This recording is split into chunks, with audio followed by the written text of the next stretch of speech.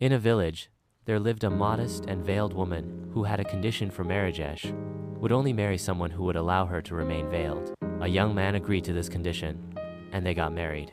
Time passed, and they had a son. One day, the husband said, "I work all day in the fields and have to come home for meals, which waste time. You should bring my food to the fields." The wife agreed.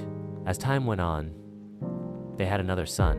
The husband then said, "Now it's becoming difficult to manage. You will have to help me in the fields." Gradually, she transitioned from complete veiling to partial veiling. With the birth of their third son, the husband eventually led her to complete unveiling. Time passed, and their children grew up. One day, while sitting idly, the husband started laughing.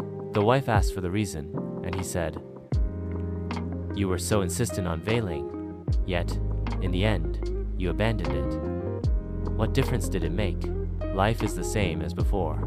The wife then asked him to hide in the next room, saying, "I will show you the difference between veiling and unveiling." The husband agreed and hid. The woman then let her hair down and started crying loudly. Their eldest son came running and asked what was wrong. She said, "Your father hit me."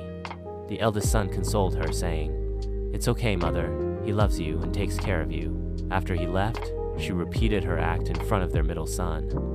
He got angry, cursed his father, and consoled his mother before leaving.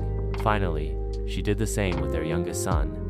Enraged, he picked up a stick, shouted curses at his father, and said, "I will teach him a lesson right now."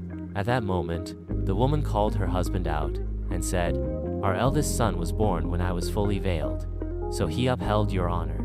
The second son was born when I was partially veiled, so he only partially respected you. But the third son, born in a time of complete unveiling, is now ready to strip you of your dignity entirely." Lesson of life.